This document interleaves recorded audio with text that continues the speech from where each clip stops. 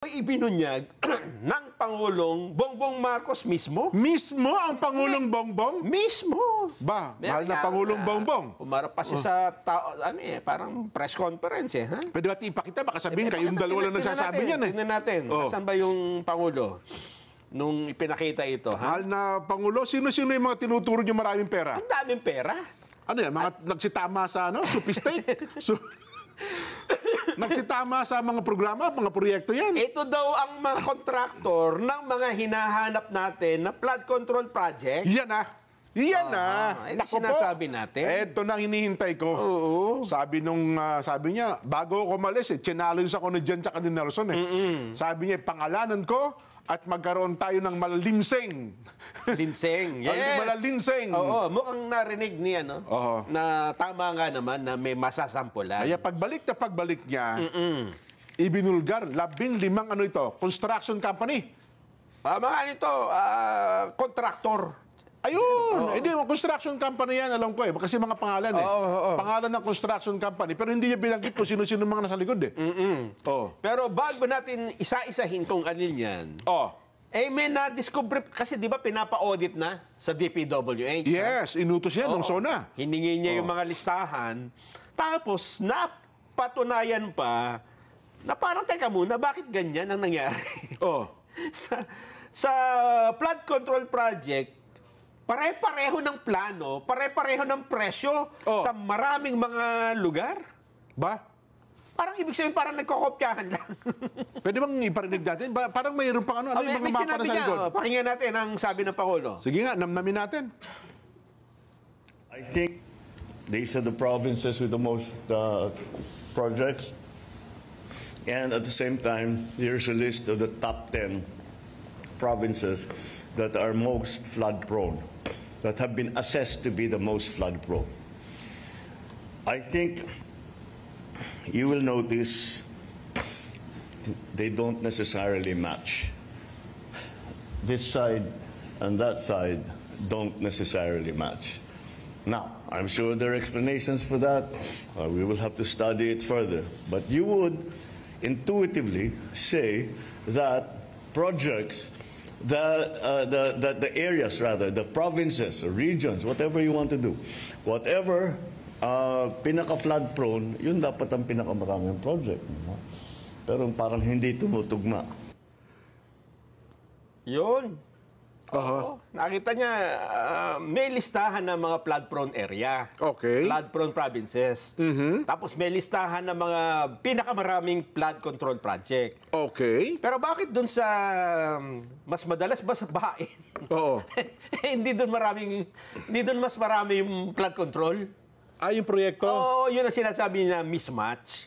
Okay. So pinakita niya flood-prone areas, tapos flood control projects, hindi magkatugma. Dapat kasi number one, dito, masyadong bahain. Diyan dapat mas maraming proyekto.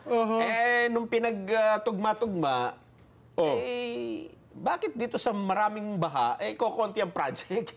Ito daw po yung 10 probinsang may pinakamaraming proyekto, flood projects, flood control projects. Bulacan, 600. Bahay naman Bulacan na, di ba? Cebu, 414. Isabela, 341. Pangasinan, 313. Pampanga, 292. Albay, bahay niyan Albay, 273. Leyte, 262. Tarlac, 258. Camsur, 252. Ilocos Norte, 224. So anong punto? Anong punto yan? Ito 10 probinsya na mayroong pinakamaraming mga proyekto. Ito po ang source niya. Pinabanggit ng Pangulo, National Adaptation Plan of the Philippines 2023 hanggang 2050. Saan to? Top 10 flood-prone provinces. Dapat dyan daw yung... dapat ganyan din yung ano.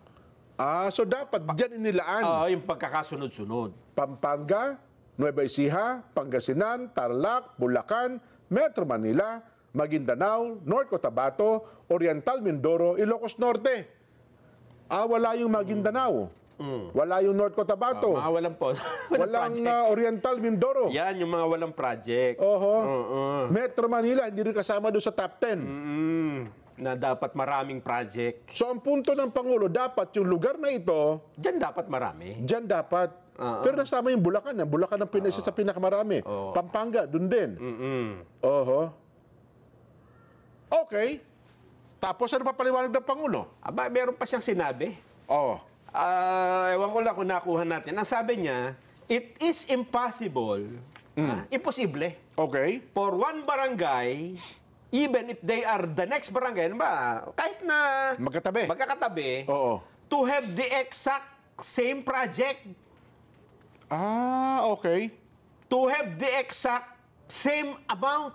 So, halimbawa, para barangay A, tsaka magkatabay, barangay B. Oo. Parehong-pareho yung proyekto. Ano ba, parehong tig sa 10 milyon. Okay. Pag tinignan mo ang pagkakagawa ng plano, kung ano gagawin, pareho. Copy-paste. Eto pa, ang makataka-taka. Oh. Pareho din ng kontraktor.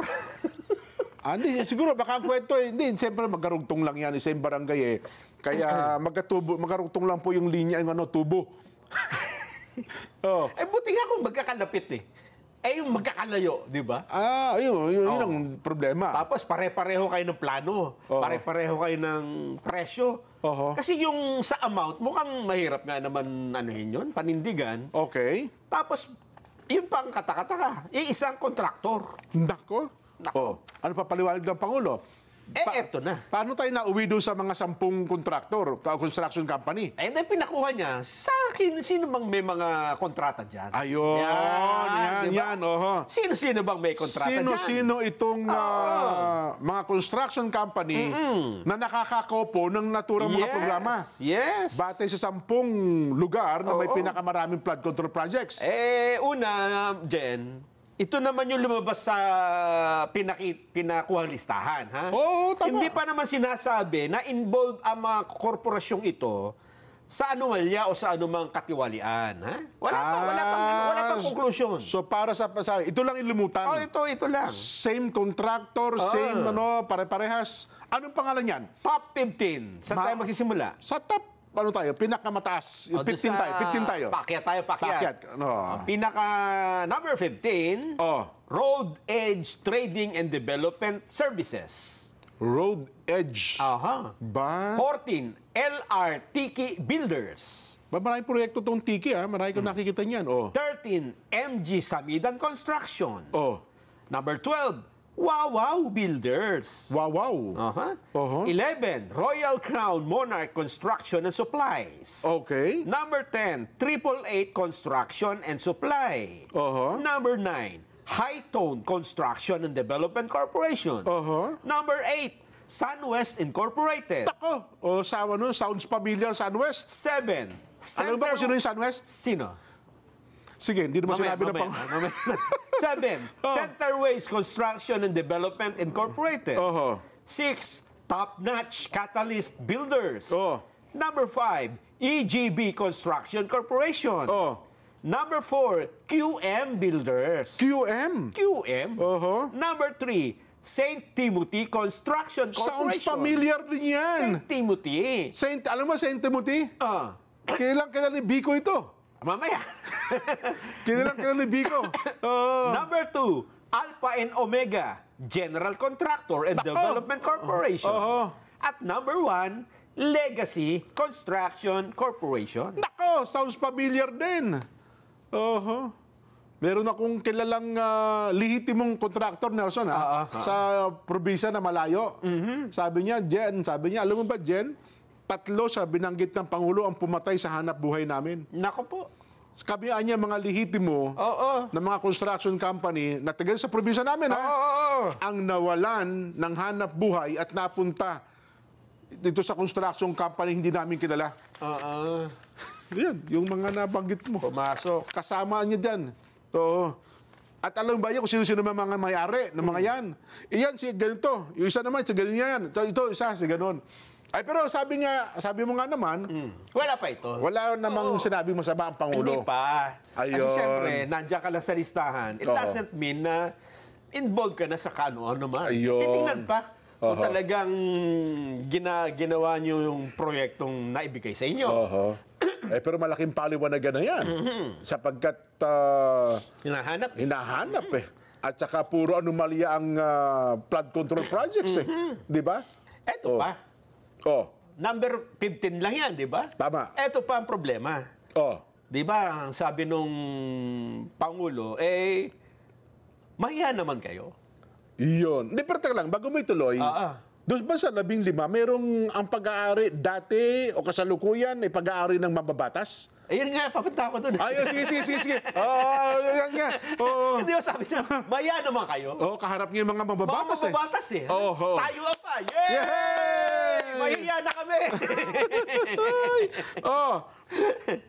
Lumilitaw na doon isa sa top 15 ay na may pinakamaraming flood control project ay konektado sa isang congressman na sikat na sikat.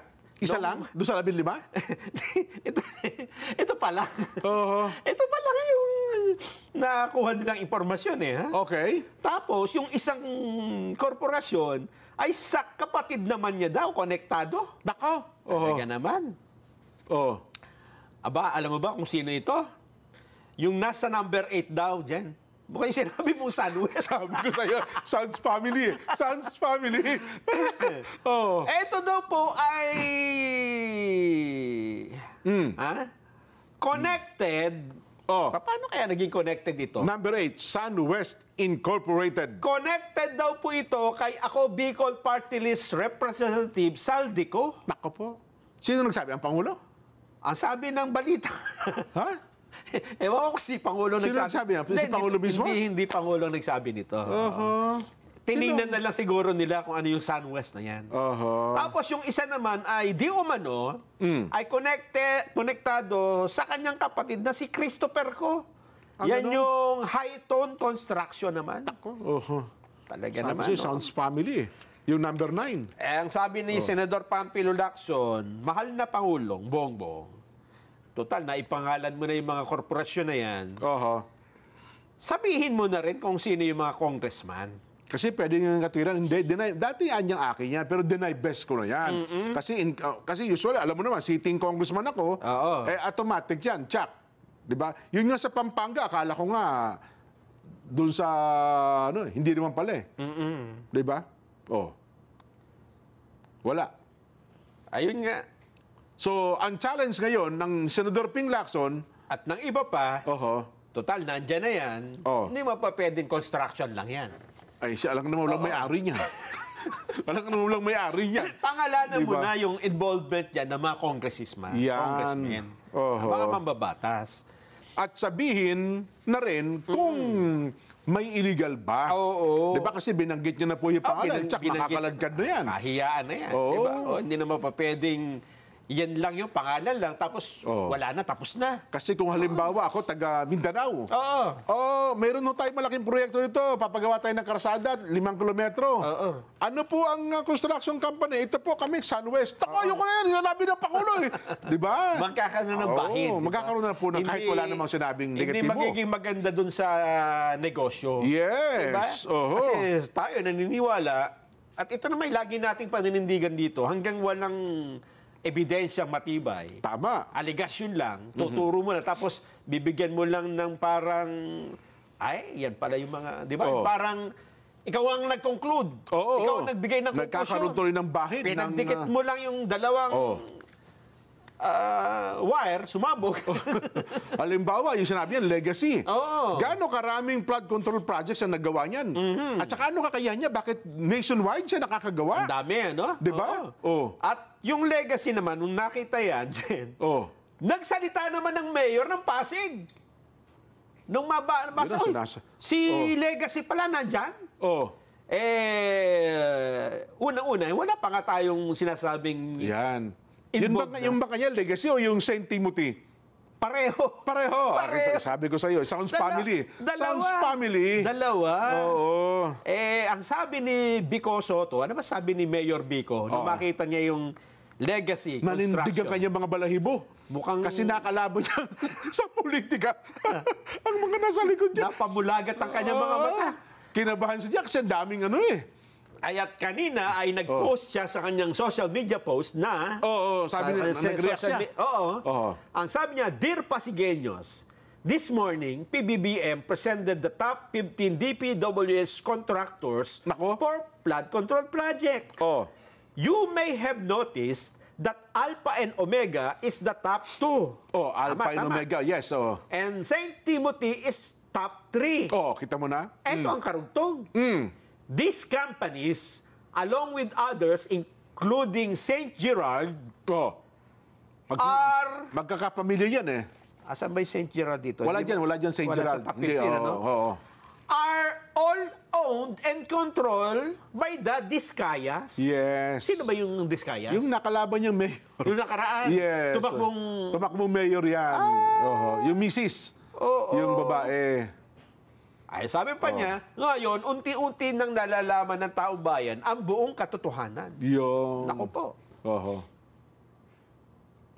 So, ano ang kanyang punto? Katotohanan na wala naman sinabing sangkot ka sa katiwalian pa, no? Pero ang problema, mahihinuha mo na lamang na gano'n ang ibig sabihin. Yun ang kanyang parang, wala siyang direktang sinabi.